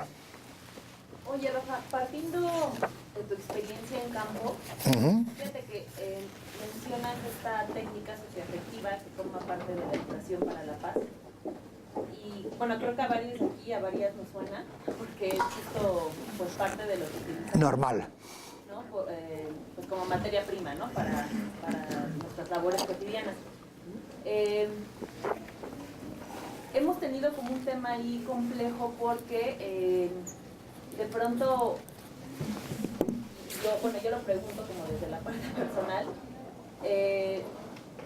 ver dónde parte y dónde termina esta técnica socioafectiva y empieza lo terapéutico, de pronto en el aula o ya en la práctica se vuelve un poco complejo. Por supuesto, nosotros quienes colaboramos en la comisión, pues estamos en contacto con personas que han sido vulneradas. Entonces, de pronto ya te ves envuelto en una sesión de contención o en la que pues te lleva, ¿no? La propia persona a quien estás atendiendo en ese momento. Entonces, distinguir esa línea, tú como quien ha practicado también desde el aula con esta técnica, ¿cómo tratas de diferenciar eso, ¿no? De respetar un poco esa línea de alguna forma, ¿no? Que no siempre se puede, o qué técnicas utilizas para poder hacerlo justamente, ¿no? Y por otro lado, desde el mismo planteamiento de lo socioafectivo, y eso sí lo digo como muy a título personal, de pronto en los espacios que generamos, que son de atención de un promedio de 3 horas más o menos, a mí me resulta muy forzado enfrentarme a otra persona, sea un niño, niña o un adulto, y preguntarle cómo te sientes, qué te hizo sentir esto, o sea, plantear esa pregunta me parece que implica una construcción como incluso de mayor tiempo, de mayor confianza. Claro. Y partiendo del hecho de que pues somos dos seres desconocidos, ¿no? Que alguien me diga cómo se siente o qué le generó, o sea, de pronto me parece muy forzado. Entonces tú ahí también desde la experiencia, ¿cómo haces eso, no? O sea, ¿cómo haces que no se sienta tan forzado, que pueda fluir más natural la información, ¿no? Sin querer forzar la misma técnica socioafectiva? Claro. Primera idea, el contexto condiciona toda experiencia de intervención. Y uno tiene que pensar siempre en el contexto, conocerlo y adecuarlo. Los trajes en educación, en valores, deben ser siempre a medida. Mi propia experiencia en secundaria fue esa. Yo trabajando con enfoques socioafectivos o como tutor, me di cuenta de que había personas en clase con problemas. Lo único que yo podía hacer era llamarles a una tutoría, intentar ver si iban más lejos, en un caso era de violencia familiar, después apareció, y recomendar que fueran a tratar con el psicólogo, la psicóloga, psicoterapeuta, porque tampoco yo sé ni es mi tarea. Eso creo que es importante. Tu contexto es diferente. Trabajar con 3 horas significa saber que tienes 3 horas. En términos técnicos, tú eres un paracaidista. Has llegado en una operación Wright. Entonces tienes que ser consciente de eso. Y tienes que jugar. Y creo que lo que dices es muy correcto. Uno tiene que utilizar la técnica socioafectiva porque es la manera de entrar. ¿Por qué utilizamos técnicas socioafectivas? Para abrir otros canales de comunicación que no son neuronales y que son claves. Ahora, resolución de conflictos es una etapa muy larga, que básicamente es una escalera que significa empiezas por presentación, conocimiento, confianza, comunicación, confianza, cooperación, resolución de conflictos concretos. Eso toma su tiempo y tienes que estar en el grupo clase. Por tanto, normalmente vosotros lo que hacéis es, me imagino, estoy improvisando, pero por saber con quién habéis trabajado también y otros, etcétera, es utilizar el método socioafectivo para entrar con una dinámica diferente, romper, etcétera. Entonces, claro que hay que hacer algo de cómo te has sentido, pero puedes hacerlo de una manera light. No hay que hacer todo el proceso entero, etcétera, porque lo que te interesa no es que hablen de sus sentimientos, sino de si han experimentado algo diferente al hacer eso. Cuando yo hice el ejercicio de la cinta amarilla, pasaron cosas muy curiosas. Gente que no resistió a la experiencia porque le preguntaba a todo el mundo, estaba previsto en la regla y se sacaron la cinta amarilla. Tenían que llevarlos 7 días, lo cual incluía 5 escolares y 2 fuera. Algunos era muy divertido lo que contaban en su casa. Todavía la historia de la dictadura, de la lucha contra el franquismo, y la abuela o el abuelo diciéndoles: niño o niña, ¿qué estás haciendo con eso? A ver si te generas un lío, a ver si te van a buscar, no sé qué. Actitudes de algunos profesores muy duras diciéndole: ¿por qué llevas la cinta amarilla? Y con algunos yo tuve que hablar después y decirles, tu actitud fue inquisitorial, tú no tienes ningún derecho a pedirle a una persona de 16 o 17 años por qué lleva una cinta amarilla en el centro. Allá ella lo que lleve, digamos, etcétera. Es decir, puedes preguntárselo, pero si no te responde, porque la instrucción era no respondas, o da evasivas, digamos, etcétera, aguántalo. No es su obligación, ni tienes ningún derecho a decirle que en su clase se quite la cinta amarilla. Uno lo dijo, en mi clase no entras con cintas amarillas, porque me recuerda a los campos de concentración. Literal, le dijeron eso, y tenía parte de razón, pero estaba ahí yendo más allá. En otros casos el más divertido es que se convirtió en una moda. Había otros muchachos que los veían por las escaleras y les decían, uy, toda la vasca lleva eso, etcétera, debe ser que está de moda, y también se ponían una cinta en el brazo, digamos, etcétera, en fin, cuestión. Pero eso era artificial y formaba parte, era simplemente para que entendieran, sobre todo los varones, porque las chicas tenían ya experiencia, que era que te miraran con ojos diferentes, que es la actitud fundamental de la que nace el racismo y la discriminación, que te miren con un ojo diferente. Las chicas decían, no, para mí no ha sido tan sorprendente, ya me siento muchas veces mirada y mal mirada, digamos, etcétera, pero los chicos era la primera vez que se encontraban con esa experiencia, etcétera. Entonces eso sí, pero eso era un proceso largo, era una clase de ética, formaba parte de un proceso de curso que habíamos construido juntos. Hubo, creo que eran como 5 o 6 personas que desde el principio dijeron que no iban a participar en la experiencia, pero el acuerdo que construimos era, pues no cuentes nada, tú simplemente eres testigo, pero te callas, porque si no la experiencia no va a funcionar y no vais a poder ver lo que es, etc. Eso es algo que hay que hacer. Es decir, lo que te estoy diciendo es, nunca nadie que no va a trabajar seriamente con un grupo puede hacer de psicoterapeuta, aunque sepa. Si el grupo tiene daños y hay que trabajar con ellos, tiene que hacerlo un profesional o un equipo en el que tú puedes apoyar. Y me ha tocado esa experiencia. Pero tú no sabes, no es suficiente. Eso es un elemento de respeto fundamental. Por ejemplo, experiencias muy interesantes que apoyamos desde el Instituto de contactos entre víctimas y victimarios, en el caso de ETA, y de contactos entre víctimas de diferentes victimarios, que también es muy complicado, etc. Las experiencias están publicadas en la página web del Instituto, si alguien quiere, etc. Claro, por ejemplo, los primeros contactos que hubo entre personas que ya habían salido de ETA y estaban en la prisión, para los que sepan algo de eso, vía de Nanclares, digamos que, etcétera, que se utilizó mucho en la etapa socialista y que luego el Partido Popular desgraciadamente rompió, digamos, etcétera. Ahí había un aprendizaje y una terapia básica, y era el terapeuta de la clase, de la prisión, junto a los que venían con nuestros equipos, etcétera, los que le decían a una persona si estaban en condiciones o no de pasar por la experiencia emotiva de encontrarse con el victimario.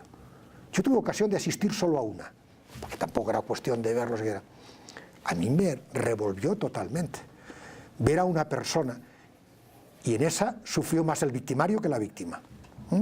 Porque la víctima pudo por fin hacerle las preguntas que quería y preguntarle al victimario, ¿tú que mataste a mi marido? Literalmente, digamos, etcétera, etcétera, y que te dijeron que era esto y esto, y ahora que te he contado que era otra cosa, ¿qué piensas? No. Pero eso no se puede hacer improvisando, ni siquiera sabiendo. Tienen que hacerlo personas que son. Entonces, si uno observa que hay cosas de ese estilo, como yo observé modestamente como profesor de secundaria en algún momento, tienes que derivarlo a profesionales, es decir, aquí puede haber un problema, y efectivamente en un caso, yo creo que aquí hay un problema de violencia familiar, pero eso hay que tratarlo, ver cómo es. Sobre todo por otra razón, porque si tú estás trabajando con ese grupo, no puedes involucrarte más de la cuenta.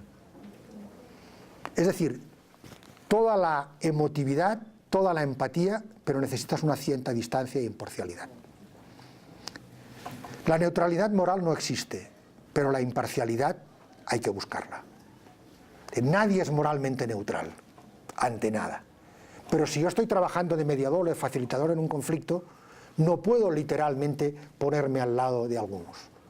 Recuerdo que a alguna gente de la CONAI eso les irritaba a veces porque yo criticaba en público lo que estaban haciendo. Diciendo, no, esto que están haciendo está mal. ¿Cómo? Pero usted es nuestro asesor. Sí, justamente.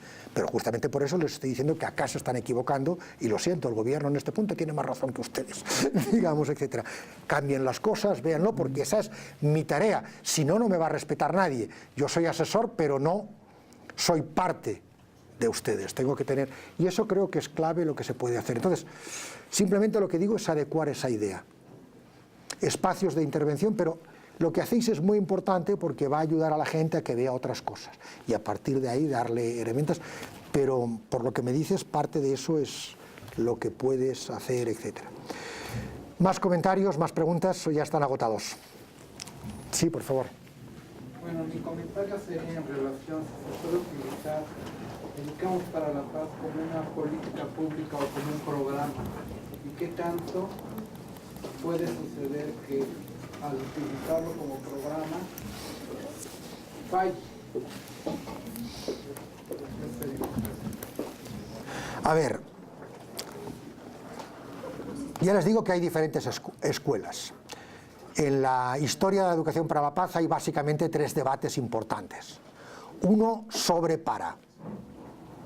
¿Es educación solo sobre temas cognoscitivos o para, que quiere decir que ya tiene una finalidad de cambio en los valores y procedimientos?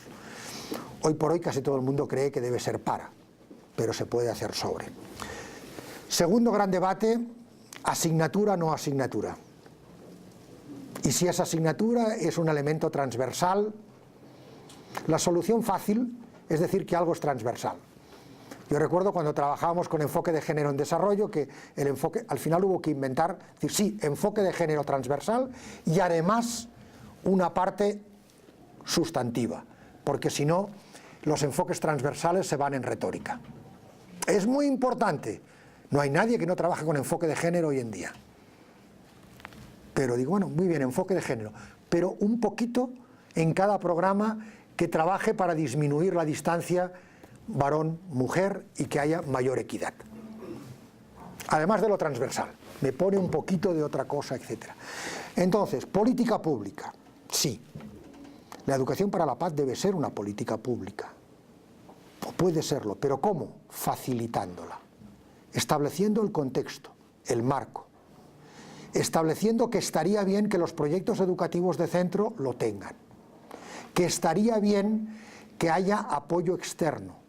Que estaría bien formar a los docentes de cada escuela en técnicas de convivencia escolar, de resolución de conflictos, que estaría bien que en las escuelas magisteriales se aprendiera eso, que estaría bien que haya más técnicas sobre eso. Pero en mi opinión, para que una política pública de ese estilo funcione, habría que asegurar 3 cosas. Una, que no solo se enseñan técnicas, sino que se enseñan también valores. Las técnicas sirven para un barrido y para un fregado. Pueden servir para cualquier cosa. Yo recuerdo cuando empezábamos el seminario de Educación para la Paz, que una de las personas que venía, y que venía del mundo familiar, también habían obreros, Antonio Poleo y otros, que trabajaban en educación en no violencia, queríamos que fuera un grupo, era un grupo que nunca pasó de 14 personas, que eran los que trabajábamos juntos, pero variado. En algunas de las sesiones prácticas que hacíamos los fines de semana, venían los compañeros o compañeras de algunos. Y uno de ellos era un alto ejecutivo de Coca-Cola. Y claro, cuando empezaba a jugar con juegos de roles de simulación, uno para entender de eso, donde se le mordía la oreja a otro. Yo hice jugar a alcaldes con eso y al director general de la UNESCO, y al final cada uno pasaba el mordisco más gordo.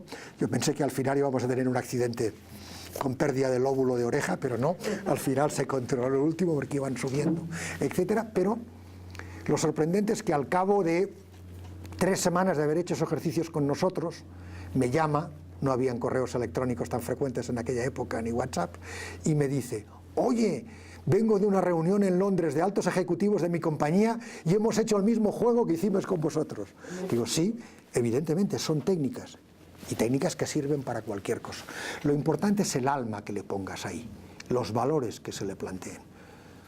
Se pueden usar las mismas técnicas de educación para la paz para ser desalmado, en el sentido literal de la palabra, sin alma, etc. Entonces eso es importante.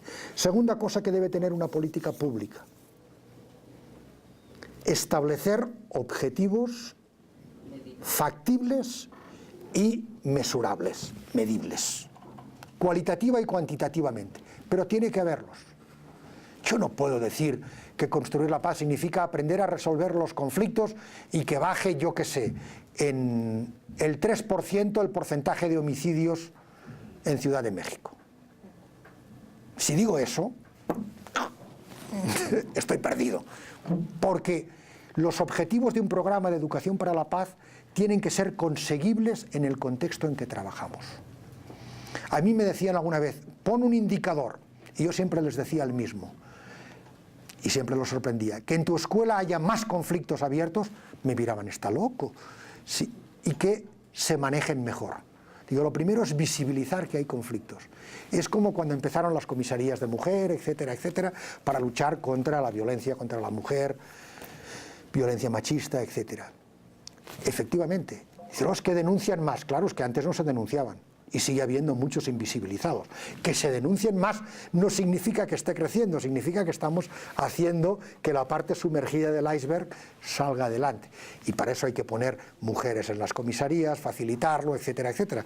Porque una mujer a la que acaban de violar no va a ir a contarle a un varón, digamos, qué pasó, etcétera, porque eso es revictimizar inmediatamente, etcétera. Hay que poner ciertas condiciones. Entonces eso sería lo básico, etcétera. Por tanto,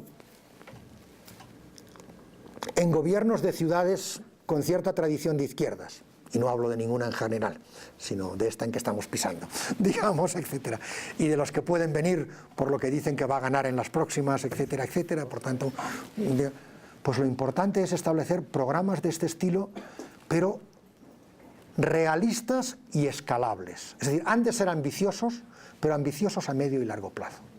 ¿Qué es lo mejor que podríamos hacer?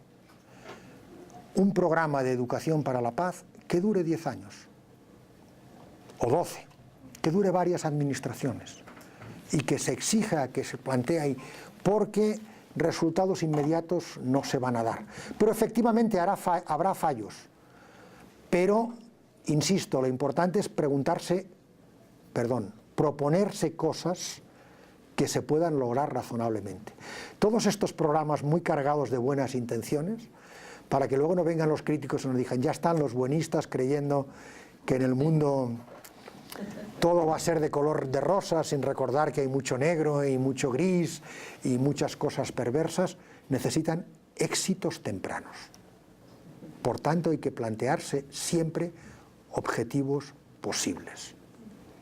Es decir, como yo les digo a algunos, es que yo necesito una verdad. Digo, mira, te cuento una que ya puedes hacer. Todos los solteros no son casados.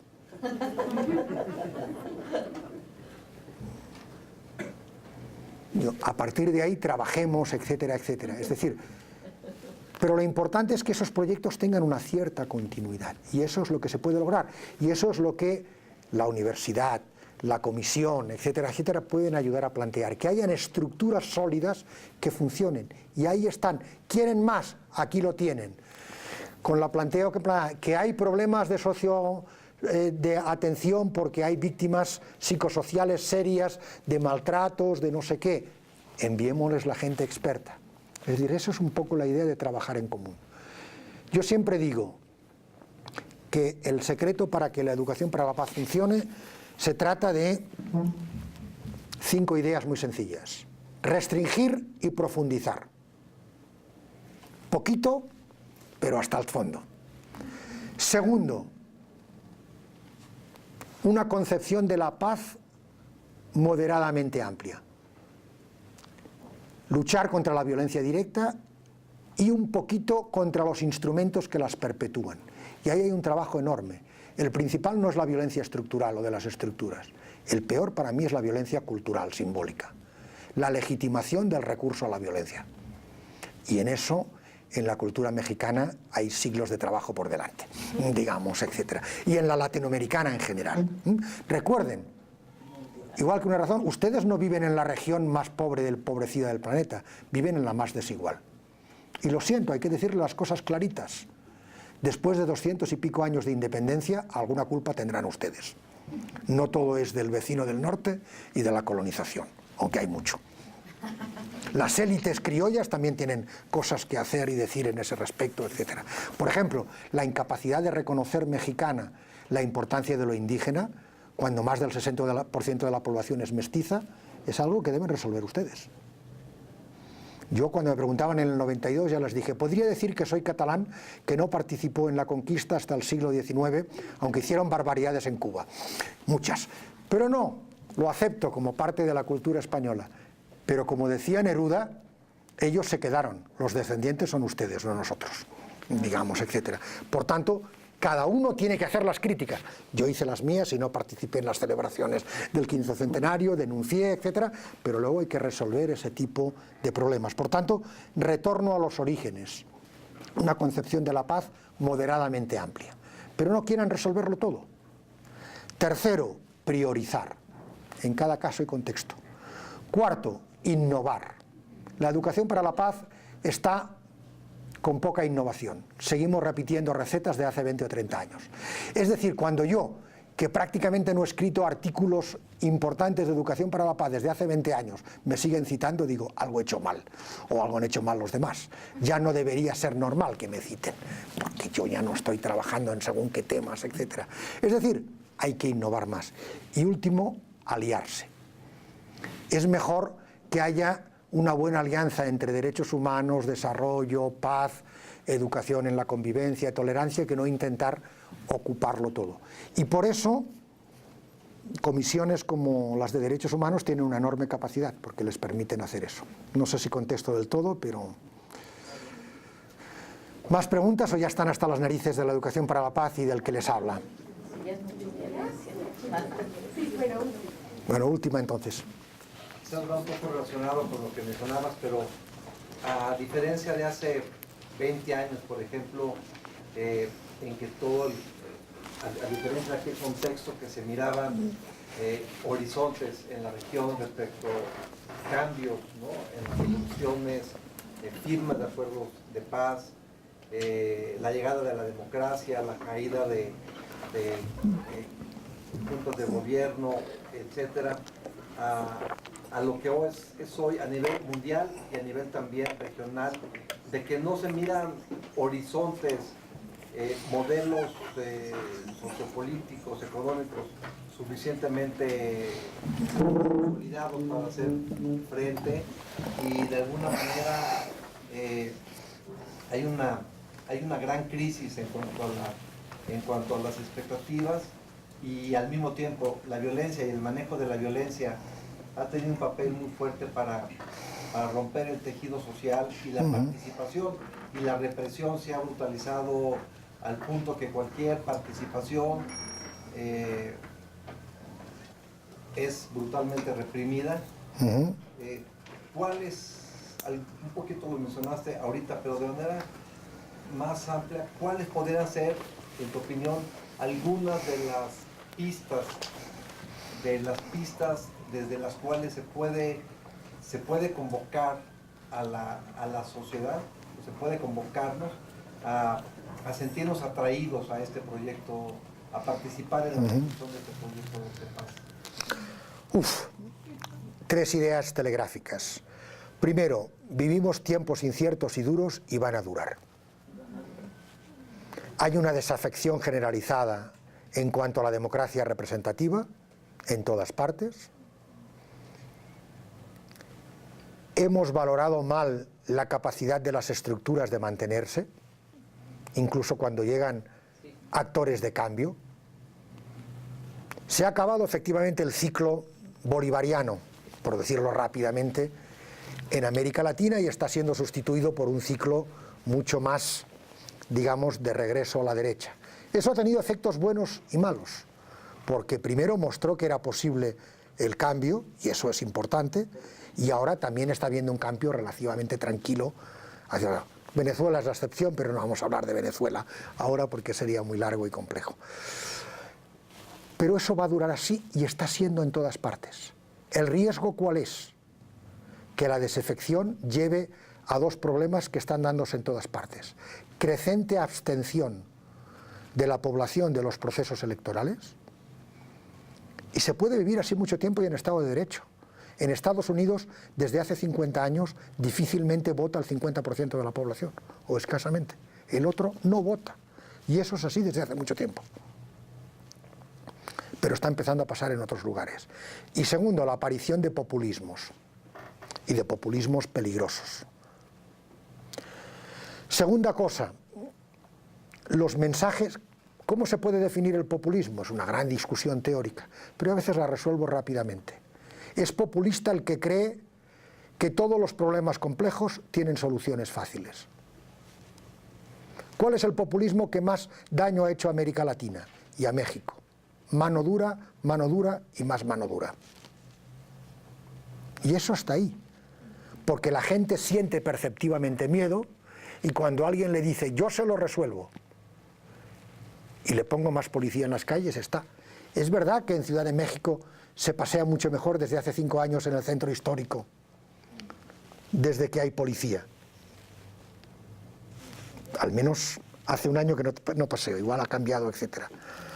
Pero no ayuda mucho, al menos a mí perceptivamente, ver dónde paseo. Sí que puedo darles por Quito, donde voy a menudo, etc. En Quito, en el centro histórico, sigue siendo lo mismo, pero en cada cuadra hay 2 policías. Eso es el peligro. No, claro que es un peligro, pero sin embargo, ¿qué valora la gente? ¿Qué valora el turista? ¿Qué valora el quiteño? Que va por esa zona y pasea tranquilo, que va a cenar en la noche y sale sin problemas. ¿El problema cuál es? Ese otro, etcétera, efectivamente, que dices tú. Pero eso está en esa idea de populismo de mano dura que tenemos que aceptar. ¿Hay otras soluciones? Sí, pero tenemos que mostrar que son cambios. Es decir, no se pueden combatir simplemente con ideas. Hay que presentar ideas y resultados prácticos desde alguna perspectiva, etcétera. Y tercera y última idea. Hay, sin embargo, algo muy positivo que ha pasado en América Latina y en el mundo en general. Que la población ha despertado y que ya no quiere parlantes que hablen por ella, ni voceros. Prefiere hablar directamente. Llamémosle a eso revoluciones de las plazas, llamémosles lo que queramos, etc. Hay una capacidad de disidencia y de organización de movimiento social que es importante, y en que la gente se organiza y que busca cosas, etc. Y esa es la idea positiva, la gran aportación de América Latina en los últimos 20 años. Empezó por movimientos de comunidades originarias, o mal llamados indígenas, etcétera, etcétera. Yo siempre recuerdo que son originarios porque estaban acá, digamos, etcétera, y afrodescendientes, digamos, de todo tipo y otros. Pero ha seguido por otros caminos, etcétera. Movimientos de mujeres, movimientos sociales, capacidad comunitaria. Hay que trabajar con eso. Hay que trabajar básicamente la capacidad de la comunidad de autoorganizarse, de resolverse, de ofrecer mecanismos. Eso es lo que estamos viendo ahora, cuando una vez más, después de terremoto, en algunas zonas de Oaxaca no llega la ayuda suficiente. La comunidad se organiza y eso es lo que vemos en los noticieros, etcétera, etcétera, y desescombra, hace, etcétera, etcétera. Esa es una capacidad que se había ido perdiendo y que ha vuelto a aparecer. ¿Cuál es el riesgo? El que ya hemos visto en América Latina y en Europa. Convertir rápidamente esos movimientos sociales en organizaciones políticas electorales. Eso no funciona. Y vean simplemente el caso de mi país. Podemos, que surge del movimiento de las plazas, del 15M, pues es una estructura muy difusa que está empezando a manifestar fragilidades. ¿Por qué? Porque creían que si no tomaban el poder, casi. Porque las expectativas electorales eran en torno al 40%. Cuando eso no sucede, el poder también amalgama cuestiones. Entonces hay que plantearse eso. Los movimientos sociales tienen su función, los partidos políticos tienen otra. Y luego empiezan a presentarse por lo que está pasando. Este país va a vivir en el próximo año 3 coaliciones electorales, aunque siguen estando articuladas en torno a los partidos políticos importantes, PRI, PAN y por supuesto PRD y Morena, digamos ya como escisiones y cambios, etc. Pero eso está significando que hay cambio. Es decir, quiero acabar con una frase pesimista para generar optimismo.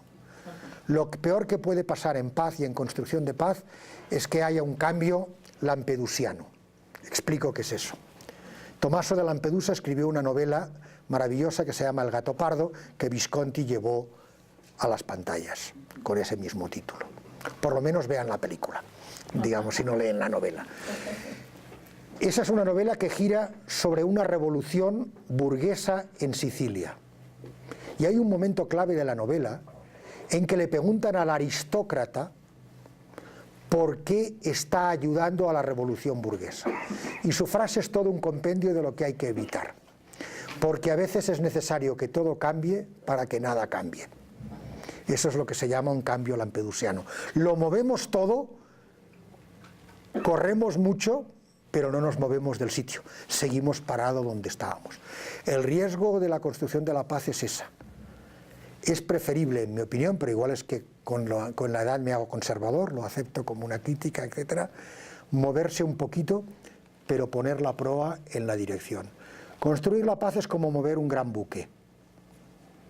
La capacidad de movimiento rápido es pequeña. Por eso, si recuerdan, se hundió, en su momento se hunden tantos barcos, porque ven el iceberg, pero no pueden evitarlo, etc. Lo importante es iniciar el movimiento de giro y mantener contundentemente eso. Si lo logramos hacer durante 10 o 15 años, yo creo que las perspectivas de cambio son interesantes y hay movimientos de placas tectónicas en América Latina muy importantes. Algún día puede pasar lo que ha pasado en este terremoto. Como saben, este terremoto dicen que ha sido tan duro y con consecuencias relativamente escasas comparado al del 85, porque fue muy profundo. Pero lo que dicen los sismólogos es más cosas. No fue un choque de placas, fue una fractura interna en una placa, que es mucho más grave y más estructural. Lo que hay que lograr con la construcción de la paz es que haya una fractura interna de la placa.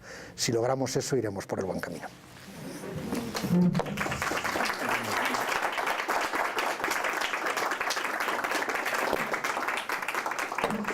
Uy, que me cargue. Muchísimas gracias, Rafael. No, gracias a ustedes.